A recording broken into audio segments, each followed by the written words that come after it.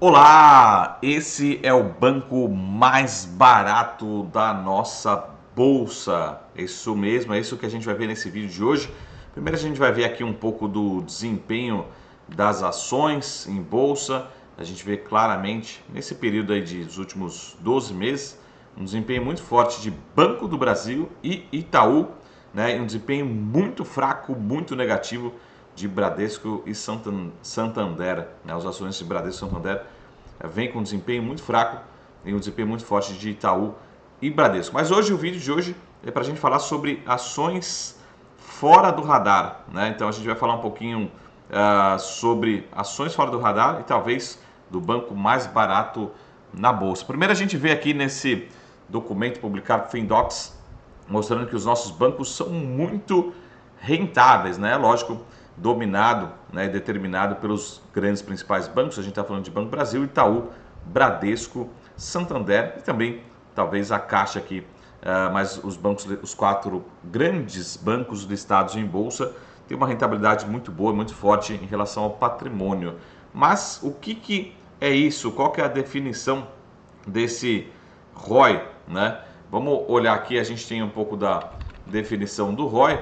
A gente tem o retorno sobre o patrimônio líquido, tá? Então, é mais um indicador aí de rentabilidade. Quanto mais alto, melhor, tá mostrando que o banco é mais lucrativo em relação ao seu patrimônio. Também não adianta nada fazer 1 bilhão de lucro se tem um patrimônio de 100 bilhões, por exemplo. Então, é importante ele ser lucrativo, mas principalmente em relação ao seu tamanho do patrimônio. Isso vai determinar o potencial de valorização das ações, a potencial distribuição de dividendos, tá? Então ele é muito simples, né? O retorno sobre patrimônio líquido é uma medida de desempenho financeiro calculada pela divisão do lucro líquido em relação ao patrimônio líquido, tá? Quanto maior, mais eficiente a gestão da companhia, beleza? Então, ROI, super simples, retorno sobre patrimônio líquido, você divide o lucro líquido pelo patrimônio, quanto maior, melhor, tá? Isso depois a gente pode comparar, inclusive, se as ações estão sendo negociadas acima ou abaixo do valor patrimonial, e isso pode apresentar uma oportunidade, tá? Então, vamos dar uma olhada aqui em alguns ROIs, né, de alguns bancos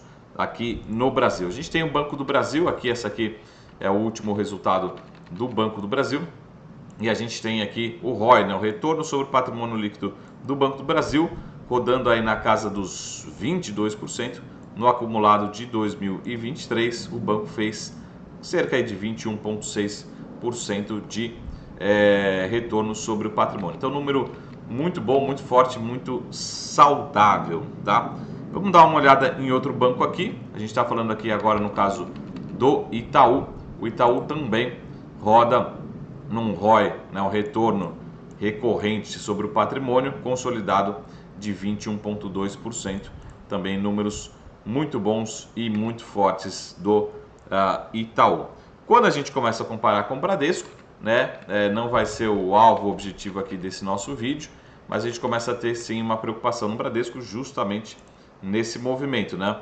O Bradesco roda com um número muito baixo, a gente está falando de 10% do retorno sobre o patrimônio, né, no acumulado dos últimos 12 meses, né, esse aqui é o acumulado, mas quando a gente olha para o último trimestre do ano passado, menos de 7%, tá? Então vem claramente num número muito fraco e uma tendência de queda, né? A grande dúvida é se o Bradesco consegue recuperar os patamares que já fez lá no passado, 13%, 15%, é isso que a gente expectativa, mas talvez isso só aconteça só no médio prazo. Mas esse não é o alvo do nosso vídeo de hoje, tá? O que a gente quer mostrar aqui hoje é principalmente o retorno desse banco aqui, que é um banco fora do radar, relativamente pouco conhecido. A gente vai entender o que está acontecendo com o banco. Mas o banco hoje, ele está entregando um ROI acumulado de 2023 na casa de 19%, mas olha só o que chama atenção, né? O ROI dele, o retorno sobre o patrimônio do quarto trimestre foi de 25%. Então eu posso dizer que talvez tenha sido o melhor retorno sobre o patrimônio entre os bancos listados, pelo menos nesse quarto trimestre de 2023, tá?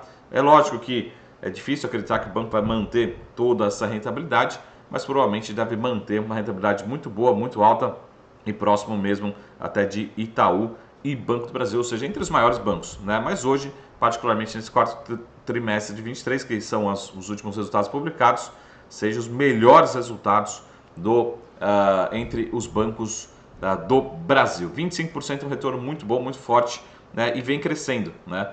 E esse indicador que a gente precisa olhar aqui para o banco, que ele vem se expandindo essa rentabilidade ao longo desse. Então, esse é o principal indicador e ele vem crescendo, mas já está num patamar muito forte ao longo desses últimos meses, tá? E por fim, lógico que a principal pergunta é, mas e aí? Tá barato, não tá barato?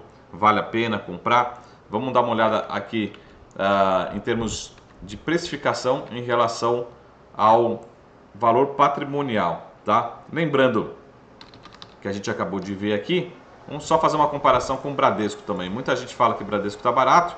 O Bradesco é negociado a 0,9 vezes valor patrimonial, tá? Então a gente consegue ver aqui na tela. Lembrando, a gente tem aqui o ROI, né, do Bradesco, aí acumulado nos últimos 12 meses de 10%, mas no último trimestre 6,9%.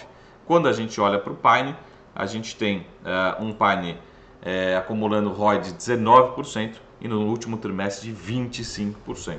Então quando a gente olha justamente sobre a negociação, o preço sobre o valor patrimonial para identificar alguma oportunidade, a gente vê o Bradesco negociando a 0,9, tá?